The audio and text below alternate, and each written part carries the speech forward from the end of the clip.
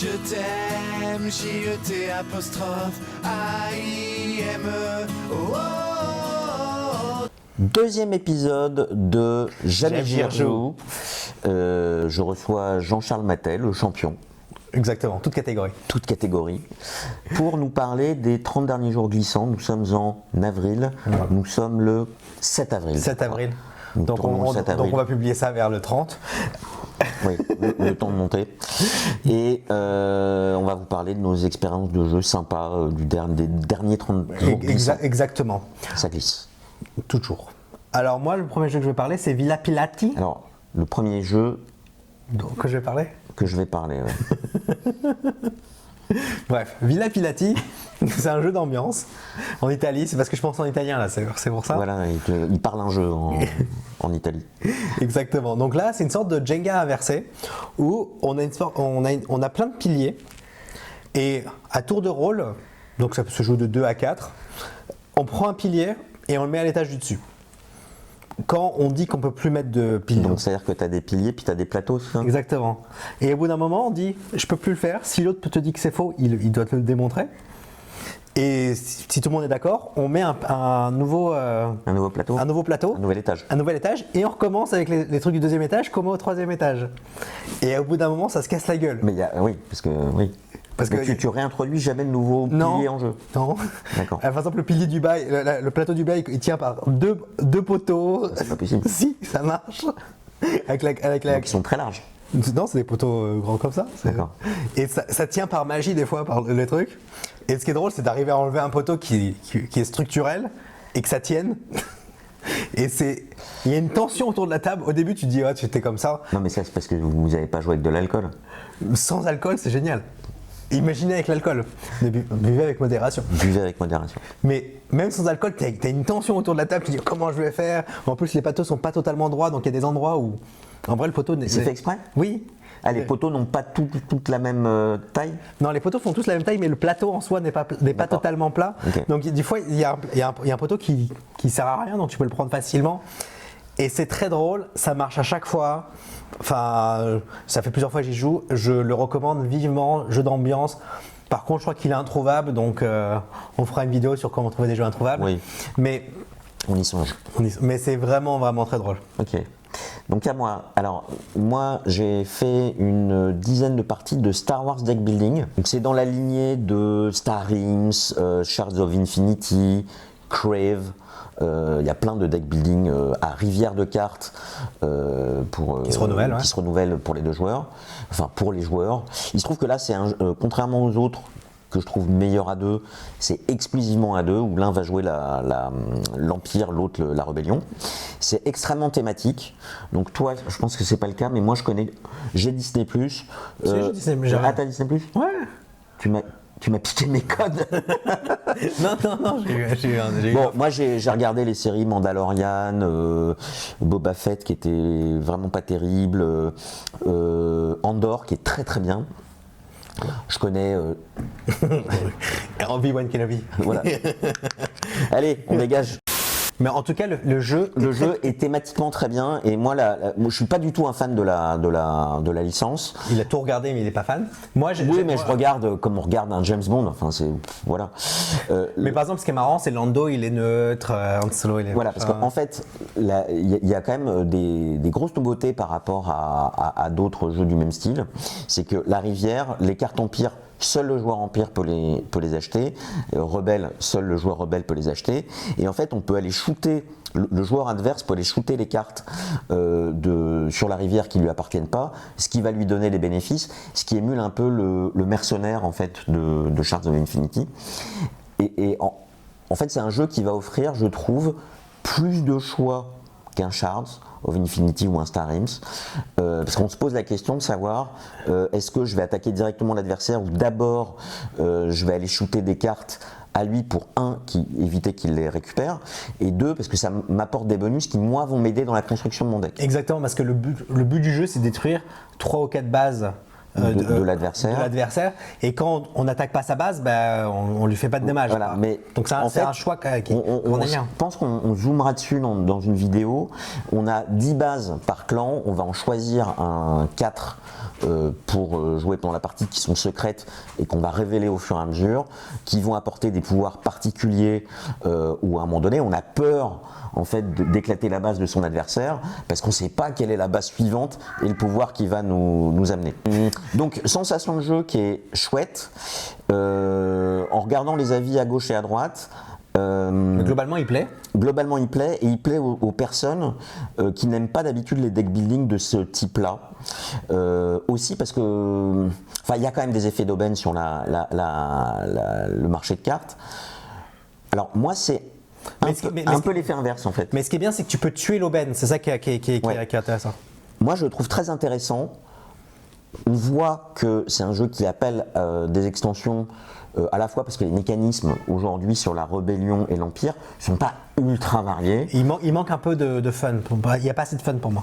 Il manque un peu de variété dans les effets des cartes qui sont en fait implémentés dans le Shards et Star Realms par 4 factions différentes avec des couleurs différentes et très typées en termes de pouvoir. Et on voit qu'il y a surtout plein de personnages de la licence qui manquent. Globalement, quand on regarde les cartes, ça se positionne à la période d'Agvador, c'est-à-dire Empire, un peu d'ailleurs Rogue One, entre Rogue One et les films, et il manque plein de personnages. Il n'y a pas Yoda, il n'y a pas tout le conseil des Jedi, il n'y a pas même la personnage principal de Rogue One, etc. Donc on sent qu'il va y avoir des extensions, et clairement, moi qui ne suis pas un fan de la licence, en jouant, j'ai la musique de Star Wars en tête. Ouais, ou parce que je la mets en jeu. Donc c'est. Parce qu'on met play et du coup il entend. Non, mais la première fois qu'on l'a fait, quand j'y ai joué, c'était pas avec. Et j'avais vraiment. On voit le thème. Voilà, l'Empire a une puissance de feu qui est supérieure. La rébellion essaye de faire des opérations de sabotage qui consistent à faire défausser le joueur Empire. Voilà, c'est thématiquement bien rendu. Et même si on n'est pas fan absolu, moi, comme tout le monde, je connais Star Wars. J'ai vu. Moi, je suis pas fan absolu. Non, mais toi, t'as tout vu. Moi, j'ai tout vu, mais. Non, mais même si on connaît juste de surface, on reconnaît les thèmes et on sait qu'Han Solo il est avec les gentils et Dark Vador il est avec les méchants. Enfin, c'est assez facile à deviner. Voilà. Donc ça, c'était mon premier jeu. Voilà. Après, moi, je vais rester un peu pour l'instant dans le thème italien. Arrivederci. Avec la Famiglia. Donc c'est un jeu, on est en Italie encore, et là on va être des familles en Sicile. On va jouer. C'est un jeu 2 contre 2. Mais strictement 2 contre 2. C'est un jeu qui ne se joue qu'à 4. Qu'à 4, donc c'est bien, c'est assumé. Moi j'aime bien les jeux qui assument des choix comme ça. Et donc du coup, ce qui est intéressant, c'est que là on fait du 2 contre 2 et on se bat une famille contre l'autre et des fois avec son voisin je dis ah tiens je vais faire ça et tout. C'est quoi, c'est un mécanisme de contrôle de territoire? Ouais, c'est un jeu de contrôle de territoire et on va programmer. Alors tu as du déblocage de plateau. Chaque famille a des pouvoirs. Donc chaque joueur a un plateau personnel. Chaque joueur a un plateau personnel. Et ils vont faire des attaques sournoises, comme ce chat extraordinaire. Et donc du coup, on va programmer des actions, on va programmer des attaques, et on va débloquer son plateau qui va nous donner des actions de plus en plus fortes. Il y a tout un mécanisme de déblocage de plateau et de programmation. C'est de la pose d'ouvrier assez standard. D'accord. Mais la pose d'ouvrier va avoir une influence sur la manche d'après. En fonction de ce que tu choisis comme action. C'est très dur d'expliquer ça sans montrer le plateau et de ça. Mais il y a cet aspect un peu, tu parles à ton voisin, tiens moi je vais faire ça, toi tu vas faire ça, et en montrant sur une carte. Mais on parle de manière secrète ou devant les autres joueurs? Secrète, en vrai dans l'aide de jeu, tu as la carte et tu dis toi je vais là, toi tu vas là. Du coup on se coordonne, il y a des personnages neutres qu'on peut faire attaquer. Donc tu as envie d'y rejouer? J'ai envie d'y rejouer. Je sais pas, je sais que c'est pas pour tout le monde. Moi personnellement, je sais clairement que les gens c'est un jeu d'ambiance. Encore une fois, moi je pense que c'est un jeu d'ambiance avec bien sûr un jeu d'ambiance pour heavy gamer, voilà, pour joueurs experts. Voilà, c'est un peu le thème en ce moment. Il y a Stationfall qui est sorti récemment, la Famiglia qui sort. Donc il y a un jeu, même John Company est quelque part un jeu d'ambiance pour joueurs experts. Ouais. Et chaque famille a des pouvoirs un peu différents. Par exemple, moi j'avais la famille qui faisait péter des voitures dans la gueule des gens. Donc on a tous ce pouvoir. Parce qu'on joue des mafieux, hein, oui. Tu l'as dit. Hein. Oui, c'est ça. Donc moi au début j'étais une famille qui faisait. Moi par contre, il y avait des pouvoirs que plus je faisais, je pouvais faire. J'avais beaucoup de pouvoirs pour faire péter des voitures. Donc je faisais ça beaucoup. Et l'autre, Romain, il avait la famille qui faisait beaucoup d'argent. Genre, il avait beaucoup d'usines, il faisait genre beaucoup d'argent. Moi, j'avais jamais d'argent pendant le jeu. Enfin, donc ça se joue très différent. J'ai envie d'explorer les autres familles pour voir ce qu'elles font. Enfin, après, je sais pas si ce jeu il durera sur la longueur, mais en tout cas, il était drôle pendant que j'y ai joué. Donc moi, jeu suivant, jeu qui s'appelle The Great Zimbabwe. Donc c'est un jeu Splotter. Splotter, c'est une maison d'édition où chaque jeu est très particulier et surtout ils font des petites quantités, donc les jeux sont très rares. Donc il y a Bus, il y a Food Chain Magnet, enfin il y en a comme ça. Et en fait, j'ai vu The Great Zimbabwe revenir en boutique chez Golden Meeple, et je me suis même pas posé la question. Enfin bon, j'en avais entendu parler. Je l'ai acheté parce que c'est tellement rare de voir un Splotter qui est réimprimé que j'ai acheté. On a fait une partie ensemble avec Alex. Je trouve que le jeu est très beau. Et très beau dans ses mécanismes aussi, il est très pur. Bien qu'il y ait des joueurs, encore hier quand je l'ai sorti, il y a des gens qui trouvent ça moche.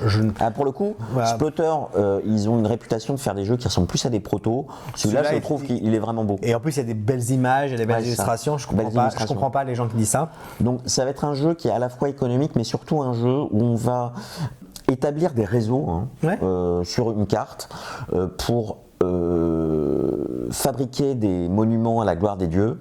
Il y a plusieurs dieux dans la religion Zimbabwe, mais chaque tribu qu'on incarne, chacun va incarner une tribu, a un dieu qu'on va pouvoir choisir.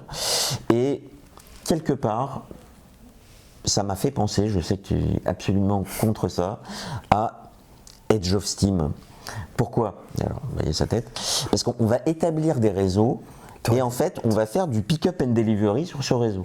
Sauf que c'est plus. Si tu aurais dit Food Chain Magnet, j'aurais plus compris. Mais j'ai pas joué à Food Chain Magnet. Voilà. Et il y a une histoire d'enchère de premier tour, au début de chaque tour, pour savoir qui va jouer en premier. Avec une enchère qui te redistribue de l'argent. Enfin, ça j'aime bien. C'est un jeu en tout cas que j'ai trouvé très intéressant, qui se rapproche plus d'un puzzle visuel quand même. Oui. C'est-à-dire le réseau, il n'est pas matérialisé par des rails comme dans d'autres jeux.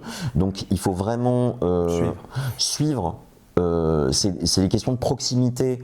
Vous avez un plateau qui est divisé en cases et vous allez avoir des proximités de jetons de 3 cases en 3 cases. Voilà, moi personnellement j'ai encore joué hier, j'aime beaucoup ce jeu, je suis totalement d'accord, je ne l'ai pas mis dans ma liste parce qu'il était dans la tienne, mais franchement un truc... Il y a une pureté, je trouve qu'il est très élégant. Je suis totalement d'accord avec ça. Moi je sais qu'il y a des gens qui ne vont pas aimer, simplement parce que tu es nu face au jeu. Dans le sens que c'est tes erreurs, c'est tes choix. Il n'y a pas du tout de hasard. Il n'y a pas du tout de hasard et beaucoup de gens refusent les Splotters par principe. Alors le hasard, il y a une variabilité de setup de départ. Mais tu le connais. Parce qu'on va oui, mais c'est juste une variabilité, mais c'est pas du hasard.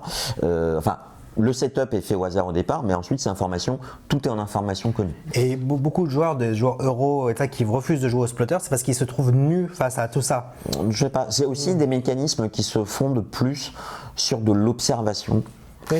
Il y a un côté stratégie parce qu'on va avoir des axes. Oui, bien sûr.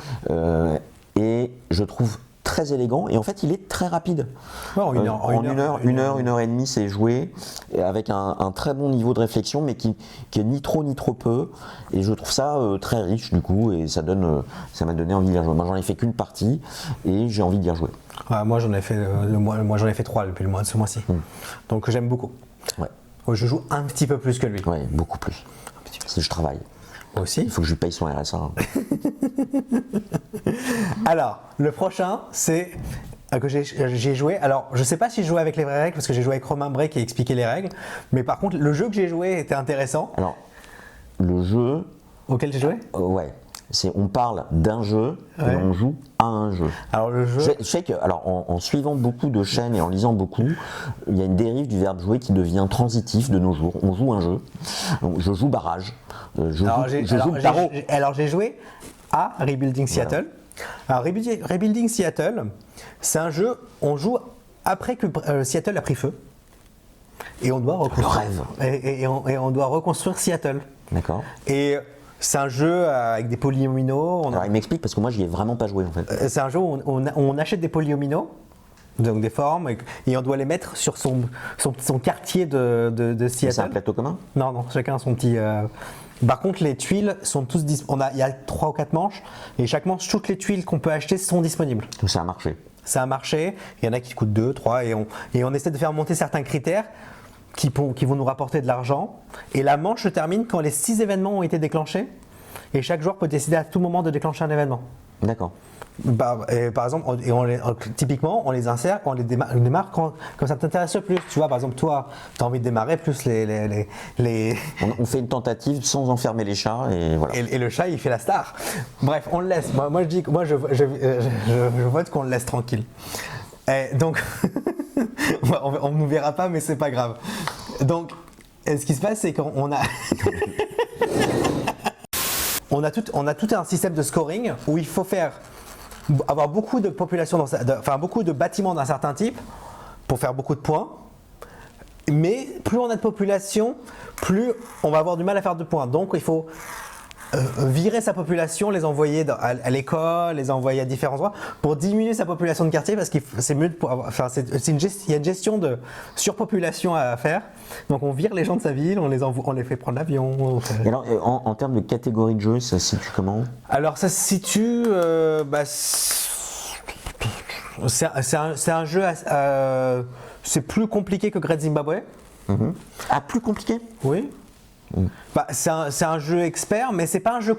C'est moins compliqué que, je sais pas moi, c'est moins compliqué que la Familia. C'est pas un jeu compliqué en soi. Combien de temps une partie?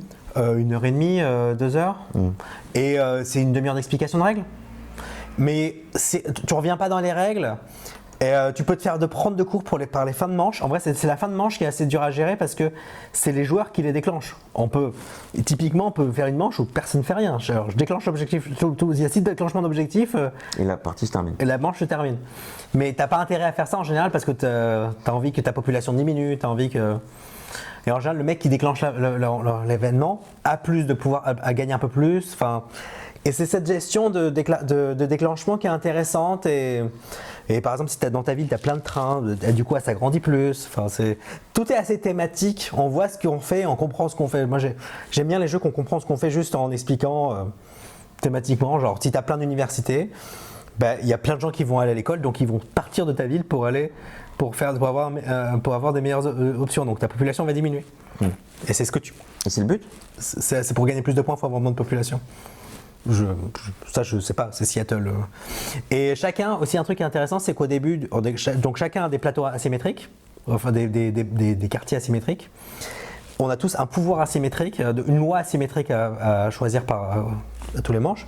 Et on nous donne deux bâtiments à construire, enfin on nous donne 3 bâtiments, on en choisit 2. On a 2 bâtiments iconiques de Seattle à construire qui nous donnent un pouvoir ou des conditions de victoire à faire pendant le genre la Space Needle de Seattle. Si tu la construis, tu as plus de tourisme. Tu fais du point sur le tourisme. Donc il faut diminuer sa population et augmenter le nombre de touristes. Exactement. Donc en fait, il faut promouvoir le Airbnb. Exactement. D'accord. C'est Seattle, je crois que ça vient de là-bas, hein, Airbnb. Je crois bien. Vérifiez pas, ça doit être vrai. Et toi, c'est quoi ton 3e jeu? Alors mon 3e jeu, moi, on remet dans le contexte, on a reçu un mail très gentil de Fred, qu'on salue ici. Bonjour Fred. À notre mail contact@theincredibles.fr. Pour une fois, c'était pas une femme qui nous envoyait des photos d'elle en sous-vêtements. Et Fred a su nous parler en nous disant... Il avait pas l'air menaçant. Il n'avait pas l'air menaçant en nous disant, voilà, on est quelques amis à jouer de temps en temps. On sait que vous êtes très occupés, mais on tente le coup d'essayer de nous inviter à jouer, etc. On est à 2 stations de métro. Ouais, on n'était pas très loin. Et en fait, on est très occupés, aussi pas mal à jouer en fait. Voilà, c'est ça. Enfin, moi je joue beaucoup. Un peu. Oui, un peu. Lui beaucoup. Alors on a négocié nos tarifs parce que c'est vrai que la partie chez nous c'est pas gratuit. Donc pour vous dire, moi c'est 150 € la soirée. Jean-Charles c'est 200 parce que il est le champion. C'est le champion du monde. Et du coup après négociation on y est allé et c'était très sympa. Donc on a rencontré Fred qui malheureusement était malade, Fabien, Jérôme et Karim. Et on a joué entre autres à Orléans, qui est donc un vieux jeu que je ne connaissais pas, de backbuilding, donc 13 €. Backbuilding, où en fait on va avoir des ouvriers de couleurs différentes qu'on va Des artisans, tirés d'un sac opaque chacun et qu'on va positionner sur un plateau pour déclencher les actions. Après, montée de piste, jeu euro, on balade, on construit des maisons, on monte sur des pistes, on obtient des bonus. Donc voilà. Et en particulier, on peut acheter de nouveaux ouvriers qu'on va rajouter dans le sac. Et chaque tour, en fait, il y a 18 tours, on va piocher un certain nombre d'ouvriers de son sac qui dépendent de la valeur d'une piste. Mais c'est très intelligemment fait cette notion de bike building parce qu'on peut filtrer en fait son sac en laissant des ouvriers sur le plateau dans des actions parce qu'il faut un certain nombre d'ouvriers pour compléter une action. On peut très bien mettre des actions à un tour sans l'activer, ce qui va laisser ou incomplète, il n'y a pas le bon nombre d'ouvriers pour les laisser là pour pas les remettre dans le sac et pour être sûr de piocher les autres. Donc c'est assez fin dans la gestion du sac. On pourrait croire au départ que c'est quand même pas mal d'aléatoire. Il y a vraiment une manière de les contrôler. On va orienter ces stratégies en fonction des couleurs d'ouvriers qu'on va acheter et donc on va quelque part polariser son sac. Et on a aussi des manières, un peu comme dans les deck building, de se débarrasser d'ouvriers pour de bon dans la partie en les mettant sur des plateaux qui vont rapporter des points, etc. Donc le jeu, moi j'ai bien aimé. Je me suis retrouvé en boutique, il était devant moi, j'ai failli l'acheter. Mais il s'est retenu. Je me suis retenu. Aussi parce que j'ai des jeux avec des sensations similaires où je me dis j'ai pas fait beaucoup de parties de ces jeux-là, j'ai aussi envie d'y jouer. Un des jeux auxquels ça m'a fait penser lointainement, c'est Marrakech, le Diamant d'Or de cette année, parce qu'il y a ce côté on va essayer de jouer des actions, mais on ne sait pas ce qui va tomber de la tour, et on joue avec ce qu'on a, avec le hasard de ce qui tombe. Moi, à titre personnel, donc j'ai joué aux deux. Je préfère Orléans que Marrakech, personnellement. Je suis passé à côté d'Orléans. Je devais acheter le reprint à l'époque, mais il y a eu des problèmes à l'époque. Je ne sais pas si vous vous rappelez, il sortait pas, il sortait pas.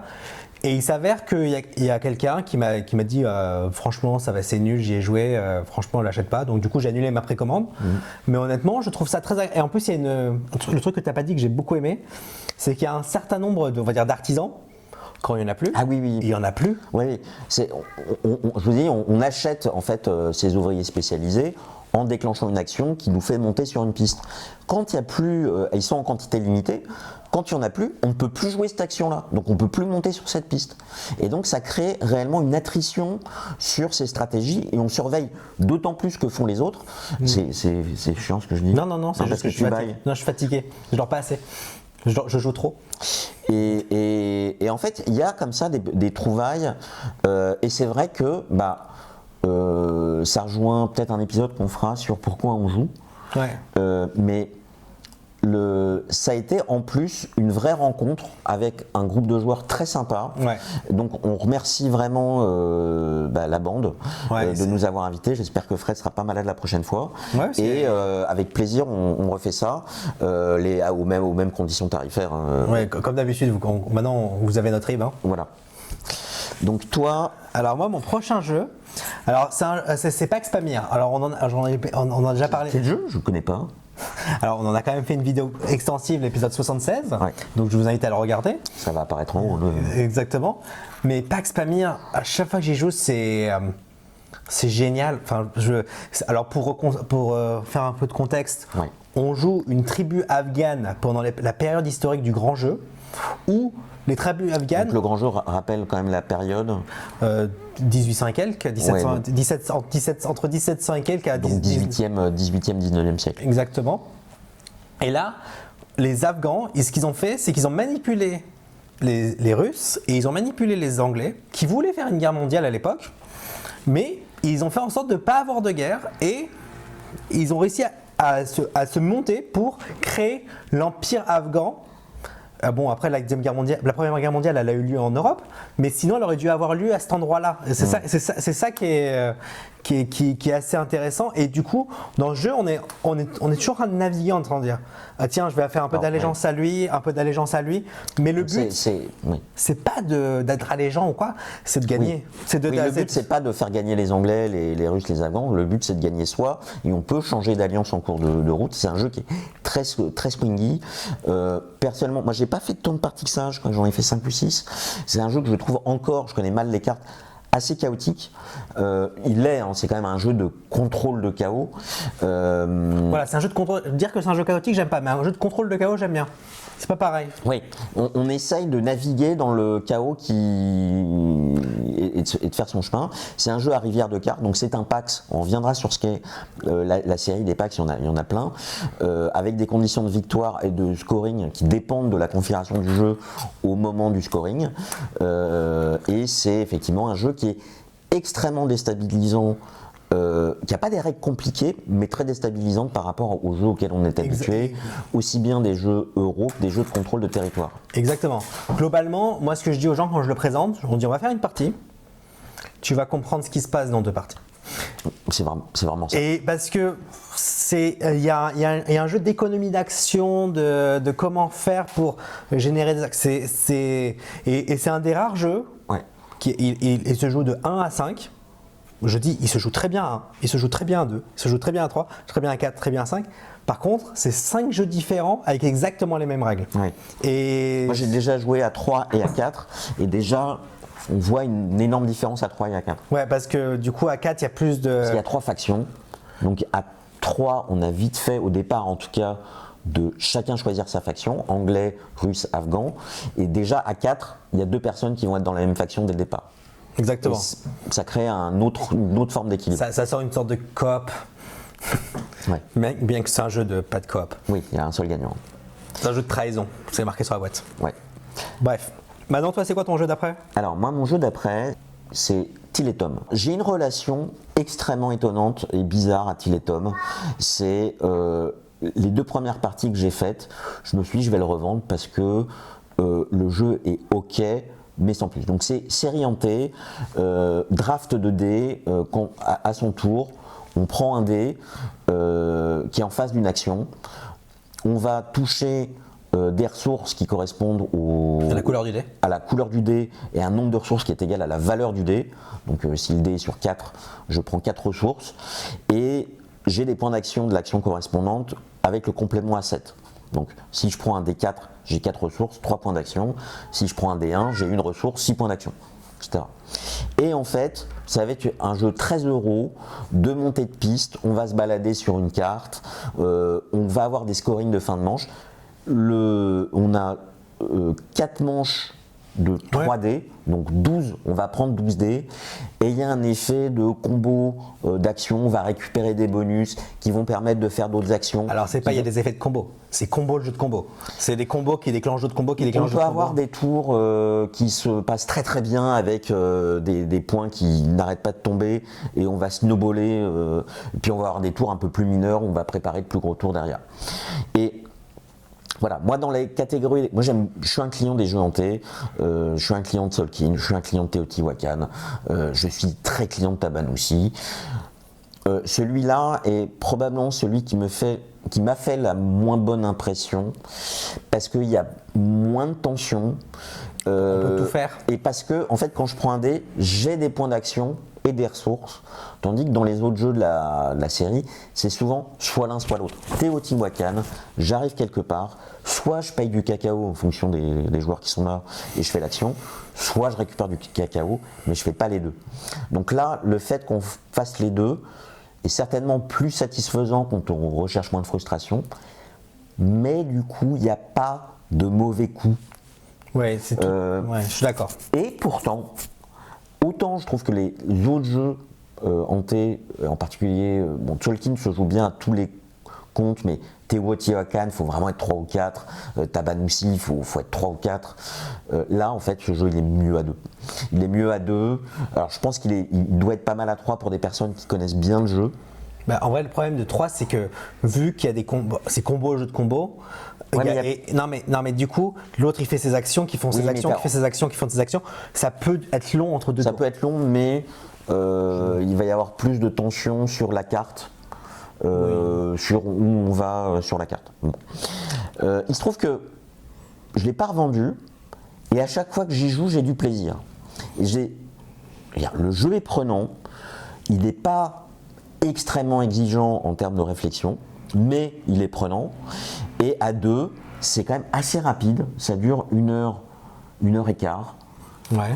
Et alors, hein, on fait un petit bémol, c'est que je trouve que j'en ai jamais entendu parler, mais c'est vraiment pénible à installer. Je trouve que sur l'heure de jeu, vous rajoutez un bon gros quart d'heure de mise en place. Ouais. Et enfin, je sais pas, moi, vu qu'on peut à peu près tout faire, vu que. Même parce que toi, tu es particulièrement intelligent. Oui, mais enfin peut-être. Mais Alors, de manière humble, je suis peut-être. Mais Pour les beleux comme moi, eh ben, c'est satisfaisant. Et j'en suis pas encore au stade où je me dis, j'ai plus de plaisir, je revends. D'autant que dans la série des jeux hantés, pour moi, c'est le seul qui se joue à deux en 1 heure. ouais. Et c'est un bon. Moi, le seul truc que je trouve vraiment intéressant, pour le coup, il y a quand même des trucs intéressants, c'est qu'on peut faire le scoring uniquement si tu as charrette ou tu as une maison alors à la ville Oui. qui est nommée. Oui, sur la carte, en Et fait. du coup, il faut se déplacer pour avoir le scoring. Donc ça En fait, le jeu te met quand même quelques C'est la contraintes. seule contrainte qui est dure à gérer des fois. Parce que, admettons qu'il faut se scorer sur les maisons, ok, donc il faut que tu fasses des maisons. Mais si tu fais des maisons, tu fais pas de déplacement. Enfin, Oui. c'est En fait, ça le choix. vous allez, et ça fait partie de la mise en place de départ, vous allez déterminer où sont les scorings et sur quels critères. Donc déjà, il va y avoir une analyse de comment je fais le tour de la map pour être au bon endroit au bon moment. On va tirer pour chaque ville quelles sont les conditions de scoring, quel axe il faut optimiser. Et en fait, quelque part, il faut choisir ses combats. C'est encore un jeu où, malgré tout, contrairement à Endless Winter ou d'autres jeux comme ça, on ne peut pas tout faire. Et en fait, il va falloir choisir ses batailles. Donc, il y a un aspect quand même légèrement stratégique, mais c'est vrai qu'il est très tactique. Parce que, en fait, les dés, il n'y en a pas sur toutes les actions. Si quelqu'un me prend un dé sur une action, je ne vais pas pouvoir la faire, ou en tout cas plus difficilement. Et en fait, je vais me rabattre sur autre chose. Mais il n'y a jamais vraiment, c'est pas du tout punitif comme peut l'être d'autres jeux du même auteur, Simon Luciani, pour pas nommer Barrage. Il n'y a pas une notion de il m'a pris ce dé, il me met totalement dans la panade. Oui, Qu'est-ce que je vais faire? Parce qu'on peut toujours acheter les dés, déplacer les dés. Voilà. Enfin, Mais même, il y a toujours autre chose à faire. Ce qui est à la fois l'avantage et l'inconvénient de ce jeu. alors, on n'a pas prévu ça, mais on va faire un autre splotter du coup dans la liste parce que moi je vais parler de bus. Pip pip. Ouais. Alors du coup, celui-là on a déjà parlé dans l'épisode 21. Donc bus. Alors comment décrire ça? Donc c'est un jeu de pick-up and delivery où on va programmer des actions. Donc, c'est un jeu de réseau. Hein. Sur une carte, on va faire des Des lignes de bus. établir des lignes de bus. On va programmer des actions, étendre ses lignes, agrandir son bus, mettre plus de passagers, mettre plus d'endroits dans la ville et lancer son bus. Donc ça, je vous ai décrit quasiment 80% des règles. Et une fois que c'est programmé, on va les exécuter de haut en bas. Les gens, ils veulent on sait où ils veulent aller soit soit à la maison, soit au travail, soit au pub. Parce que En fait, il y a 3 types de bâtiments et les gens, c'est vraiment le cycle journalier. C'est de la maison, je vais au travail, du travail, je vais au pub et du pub, je retourne à la maison. Voilà. Et donc du coup, ça se programme. Par contre, on vit c'est un monde un peu magique où Scientifique. moi, je considère que c'est les pierres de l'infini et il y a Doctor Strange qui peut arrêter le temps. Oui, parce que dans ce cycle-là, les joueurs peuvent arrêter le temps, ce qui fait que après, tout le monde fait un extra shift au travail, par exemple. Ou ils vont encore plus au pub, Ouais, ils restent au pub, ils restent au travail, ils restent à la maison. Il y a le Covid, on fait la quarantaine, enfin. Mais c'est un jeu du coup qui est très on peut planifier, mais les planifications ne se produisent pas exactement toujours comme on veut. Et c'est un jeu qu'on peut être excessivement méchant. Oui, pour le coup, ça peut être très punitif. Et méchant. Parce que concrètement, toi, tu as planifié de déplacer ce meeple de là à là. Moi, j'installe une maison juste à côté de lui. Il est déjà à la maison, il n'a pas besoin de prendre le bus. Donc du coup, toi, tu avais prévu de faire 1 point avec, tu feras 0. T'as compris? 0 point. Et en fait, c'est un jeu où il y a extrêmement peu de points à gagner, c'est-à-dire que vous pouvez gagner une partie avec 6 points. Oui. Et c'est très punitif. Les parties sont assez courtes. Hein. Oui, c'est un jeu qui se joue en 1 heure, 1 heure et demie. Voilà. Et j'ai joué à 3, 4, 5. Et c'est génial aussi à 5. Enfin, il n'y a pas de. Et à 4, c'est pas mieux qu'à 3? Non. D'accord. Enfin, c'est une autre tension. Ce qui se passe, c'est qu'à 3, ce qui peut se produire, c'est qu'il y a un mec qui se met un peu tout seul dans son coin. Alors, ce qu'on oublie de dire, c'est que ce jeu est totalement introuvable. Hein. C'est plus réédité. Alors, c'est un splotter. On a parlé des splotters avec Great Zimbabwe. Les boîtes sont très rares. C'est difficile à trouver. Pour l'anecdote, on en reparlera plus tard, mais moi j'ai obtenu ma boîte aux Philippines, mais on en reparlera. Mais c'est un bon jeu. Et toi, ton dernier jeu? Alors moi, mon dernier jeu, c'est sur une recommandation de Bastien, Bast92 pour les gens qui traînent sur les forums Facebook. Base du 9-2 comme moi je l'appelle. Voilà. C'est un petit jeu de cartes qui s'appelle Anamikoji. Je vais rester poli sur le thème. C'est un jeu où on attire des artistes. Un jeu où on attire des geishas. Donc c'est un jeu de duel, c'est un jeu à deux, qui a une lointaine parenté avec Shoten Totten, pour ceux qui connaissent. Vas-y, continue. Allez, je continue. On va essayer de gagner des cartes, des faveurs de geisha, c'est-à-dire, enfin, pas les faveurs, mais qu'elles viennent dans son bar raté. La résolution d'une manche, c'est on va avoir des cartes qui sont en face de 7 geishas. Celui qui a le plus de cartes face à une geisha emporte la geisha. Le but du jeu, c'est soit d'avoir 4 geishas. Les geishas ont des points. C'est soit avoir 4 geishas, soit 11 points de geisha globalement. Donc si j'ai 3 geishas à 5, 4 et 2, ça marche. J'ai 11 points, je remporte le jeu. Ouais. Si personne ne gagne à la fin d'une manche, on recommence la manche suivante. Maintenant, mais il y a un twist. Et c'est ça qui fait que j'aime le jeu. Parce que ce qu'on vous décrit, c'est quasiment du Shoten Totten avec l'histoire des pierres et des combinaisons de poker. En fait, au cours du jeu, chaque joueur va piocher au maximum un total de 10 cartes. Oui. Chaque joueur va avoir 4 actions, on va jouer 4 actions chacune. 4 actions, on a une tuile par action. Voilà.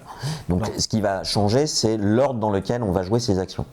Il y a une action qui va être de planquer de cartes qui ne participeront pas au scoring. Donc il y a 8 cartes. Ouais. Et sur les 8 cartes, en fait, je vais en donner la moitié à l'adversaire. Voilà. En gros, les actions, comme ça vous savez déjà les règles, il y en a une, c'est je pose 3 cartes, je t'en prends une, j'en garde 2. Il y a une autre action, c'est je fais 2 tas de cartes. L'adversaire prend d'abord un des tas de cartes et moi je garde les deux qui suivent. Et la 4e action, je garde une carte cachée. Carte cachée qui comptera dans le scoring à la fin. Je vais la mettre en fonction de sa valeur en face de la geisha correspondante. Et ce qui est horrible, c'est par exemple, moi j'ai vraiment besoin de la 3 pour gagner. Et je me dis, mais comment j'ai 3 cartes 3, comment je vais faire pour qu'il me la laisse et qu'il tombe dans mon piège. Et la première partie, en fait, on se dit, ah là, j'ai des grosses cartes, avec ça, je vais gagner. Bah non, parce qu'en fait, la moitié des cartes, je vais les donner à l'adversaire et c'est pire. Je vais lui proposer des cartes, je ne sais pas ce qu'il va choisir. Ça va aussi être en fonction de lui, ce qu'il a dans son jeu. Et c'est un jeu qui est machiavélique, ultra malin, machiavélique, qui est ultra élégant. Je suis pas loin de penser que c'est ma découverte pour l'instant de l'année. Ouais, non mais honnêtement, alors moi un critère qui fait c'est incroyable. Moi un critère qui fait que je me dis que j'aime un jeu, c'est est-ce que j'y repense. C'est un jeu, je me suis refait la partie 37 fois dans la tête, je suis obsédé de ça. Moi concrètement, je joue avec mes voisins de 8 ans. Concrètement, moi, je vais sûrement le prendre pour dire que on fait venir des artistes parce que le thème geisha peut être équivoque. Peut-être que la mère ne sera pas d'accord, mais si je dis que c'est des artistes, je pense que ça passe. Mais c'est un jeu tellement malin qui fait que tu dois diabolique et tu dois réfléchir à ce que tu donnes pour pouvoir garder, que ça te fait apprendre la négociation. Ouais, et pourtant, les parties sont ultra rapides. Hein. Ouais, c'est un jeu qui dure. C'est une partie, c'est 5-10 minutes. Hein. C'est 5-10 minutes. Mais c'est hyper fin, c'est d'une élégance. C'est un jeu japonais qui a été traduit, c'est localisé en France par Yellow. Ouais. Ils ont les microgames, enfin les petites boîtes. C'est 12 balles. Ouais. Et les cartes sont magnifiques. Ouais, le jeu est beau. Enfin, franchement, c'est une recommandation dans tous les sens. Hein. Ah oui, je remercie Bast. Alors d'habitude, parce que vous savez, maintenant j'ai mon budget jeu, même si je dérape un peu. Quand on me fait une recommandation de jeu et que j'achète, je dis toujours à la personne, tu me fais dépasser mon budget, si tu étais honnête, tu me rembourserais. Je l'ai recontacté derrière en lui disant, écoute, le jeu est vraiment excellent, donc j'accepte que tu me le rembourses qu'à moitié. Je suis vraiment sympa. Ah, c'est pas mal, c'est pas mal. Ouais. Donc, juste. Voilà, on a fini c'était 5 jeux. Hein. Bon, on a fait 5 jeux. Ce qui se passe, c'est que moi j'ai joué 51 fois depuis 60 fois à peu près. Ouais, moi j'ai joué moins, mais j'ai joué 40 fois, je pense. Voilà, donc ce qui se passe, c'est qu'on a aussi rejoué à des jeux qu'on aime bien et on va pas vous reparler tout le temps des mêmes jeux. Moi j'ai rejoué à John Company, Frosthaven et 18XX, et ça. Alors moi j'ai rejoué à 18XX. On s'est mis. C'est pas son type de jeu. C'est pas mon type de jeu. Voilà. La conclusion, c'est ça. Donc moi je suis pas mal sur les jeux de duel, je continue avec Sakura Arms, on en a fait pas mal ensemble. Gozu-X, j'aime énormément et en fait c'est un jeu chaque carte en fait va rentrer en résonance en termes de combos de différentes manières avec les différentes factions. Donc avant d'arriver au bout de la rejouabilité, c'est assez monstrueux. On est toujours dans la campagne de man management, même si on avance lentement. Ouais, parce qu'il faut qu'on soit trop. On a décidé de le faire à 3, mais on s'éclate à chaque fois. Voilà, moi j'en suis à 11 ou 12 parties. Moi j'en suis qu'à 17.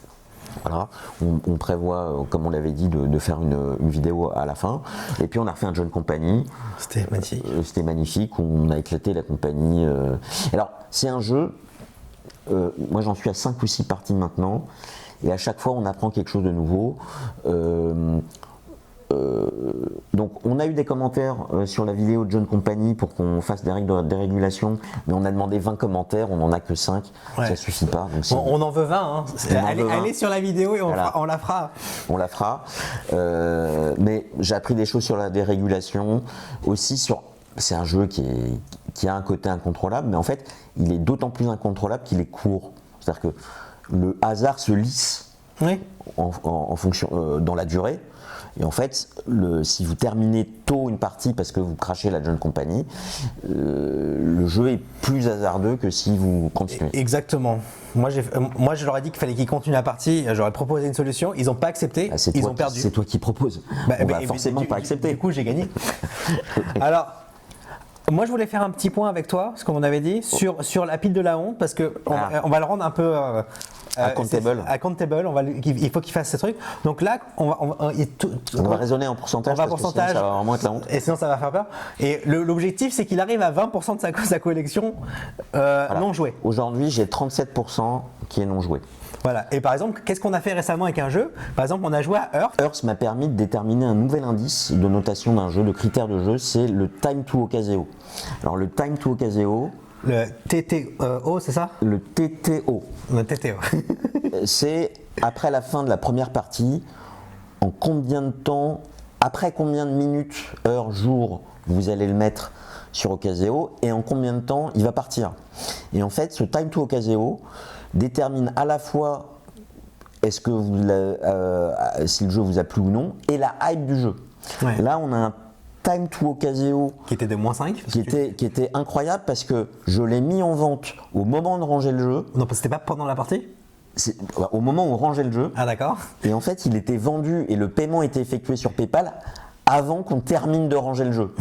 Donc ça vous montre à quel point ça ne m'a pas plu et à quel point les gens le veulent. Voilà, pour l'instant, nous, on considère que Earth, c'est un peu de la boue. Ouais, alors je vais être quand même plus respectueux pour le travail qui a été fourni. Honnêtement, c'est Wingspan en mieux. C'est Wingspan en plus, peut-être en mieux, plus fouillis. Ce que je n'ai pas aimé, c'est l'aspect pléthorique du jeu. Alors attends, je reviens. Alors pendant qu'il n'est pas là, aidez-moi. Donc c'est un jeu de cartes où vous allez piocher des cartes, vous faites un tableau 4x4, c'est-à-dire de 16 cartes, ça va être une des conditions d'arrêt du jeu. Vous allez regarder je les ai pas comptés, mais on va dire estimation haute, 24 icônes sur chaque carte pour savoir si c'est des champignons, si c'est des arbres, si c'est en hiver. milieu humide, Si machin, c'est en etc. hiver, si c'est- Voilà. Et Et vous allez, s'il y a des mots soulignés ou pas. voilà. Vous allez les positionner, les gouttes d'eau en diagonale d'autres terrains qui scorent s'il y a des gouttes d'eau en diagonale par rapport à elles, dans la même ligne, dans la même colonne, etc. Et à la fin, vous allez marquer des points. Alors, j'ai gardé une fiche de score après avoir vendu le jeu.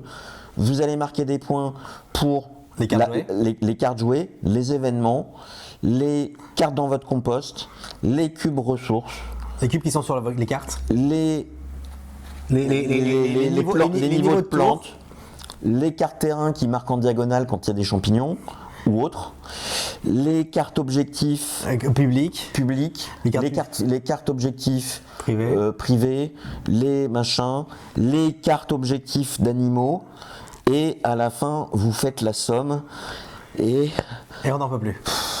Il faut suivre 12 objectifs dans le jeu, quoi. C'est beaucoup. non, il y a 7 cartes d'objectifs, plus ces objectifs qui sont liés à des cartes terrain qu'on Qu'on met. met. On se retrouve avec 20-30 cartes en main facile. Pour moi, c'est un jeu qui est très inélégant, en fait, le résultat de ça. Et j'ai pas envie de processer tout ça. Et en fait, on en revient à est-ce que je m'amuse ou pas. Et je positionne des choses dans mon et ça me passionne pas, ça m'intéresse pas. et Les challenges visuels m'intéressent pas. Et l'interaction dans le jeu, je pense qu'au bout de 20 parties, non mais je pense que je suis très sérieux quand ça, au bout de 20 parties, qu'une fois qu'on a réussi à assimiler tout ça, on arrive un peu à regarder ce que font les autres et comprendre ce qu'ils font, parce que sinon c'est un... Et là on se dit, ah tiens, on va pas activer l'action jaune parce que... Et c'est dommage parce que c'est un jeu de moteur où on va poser des cartes qui sont des moteurs, qui vont... Il va y avoir un système à la Puerto Rico où le joueur actif choisit une action, ça déclenche un gros bonus chez lui, des petits bonus chez les autres, et on exécute ces moteurs d'action de la couleur de l'action correspondante. C'est bien sur le papier, je trouve que la réalisation, je trouve, est beaucoup trop lourde et beaucoup trop pléthorique. Ouais, les cartes, il manque de... Parce que par exemple, si on compare à Ark Nova ou autre... Ark Nova n'est pas un jeu de moteur. Non, ou Terraforming Mars. Ce n'est pas un jeu de moteur non plus pour moi. Mais ce que je veux dire, c'est que les cartes sont... On sait où sont les informations, il y a 3 endroits à regarder dans la... J'ai fait la moitié de la partie sans m'apercevoir qu'il y avait une catégorie d'icônes. C'est-à-dire qu'il y a un endroit qui m'avait échappé sur toutes les cartes. Oui, donc il y a trop d'informations sur la carte pour qu'on puisse comprendre ce qui se passe. Alors, je dois dire que c'est un avis après une seule partie. Donc, Oui. c'est un jeu qui a fait un effet courant d'air. Je l'ai reçu, on y a joué le soir, il est parti le lendemain matin. Voilà. Je n'ai jamais gardé un jeu aussi peu de temps chez moi. La raison, c'est probablement la sensation... C'est pas désagréable, hein. Oui, c'est juste sympa. que ça m'intéresse pas plus que ça et que Moi, il y a je pas suis cette dans une interaction. situation où, comme je l'ai dit, j'ai 37% de ma ludothèque que je dois découvrir. Si il devient meilleur à partir de 4-5 parties, je n'ai pas envie de fournir cet effort. Exactement. Après, l'impression de première partie m'a pas donné envie, aussi bien en termes de j'en peux plus. Le mécanisme de puzzle visuel de il faut être en diagonale de ci, etc. Ça m'intéresse pas trop. Et l'interaction que je trouve très limitée. Donc Voilà, mais tant pis pour eux. Non, ou tant pis pour nous. Ouais, hein, tant pis pour nous. Non, mais voilà, c'est ça. Je dis pas. Non, mais ça ce jeu va fonctionner. Ça va vraiment convenir. Ah, mais moi, je pense. Moi, j'aime pas Wingspan. Donc, Non, si voilà. vous aimez Wingspan, vous aimerez peut-être Earth. Il n'y a pas de souci là-dessus. Wingspan, c'est un top-seller qui fait des millions de boîtes. Ça me parle pas non plus, mais c'est à peu près le même système en mieux, je pense. Oui. Donc, c'était le J'aime deuxième épisode de J'aime J'y rejoue, sauf Earth, J'y rejoue pas. Voilà. Donc dites-nous si vous voulez qu'on fasse du négatif dans le J'aime J'y rejoue. On ne sait pas si on va le refaire. Et si vous voulez qu'on continue à faire le update de la pile de la honte. Ouais. Mon objectif, c'est comme Weight Watcher, c'est maintenant je m'appelle Joël, je suis un collectionneur addict. un collectionneur addict. Et j'en suis à Voilà. 37%. Et si vous voulez jouer avec nous, vous avez nos tarifs. Voilà, Et vous avez l'adresse email. Ou directement sur Patreon, vous pouvez nous mettre de l'argent. On serait d'accord de vous jouer avec vous, peut-être.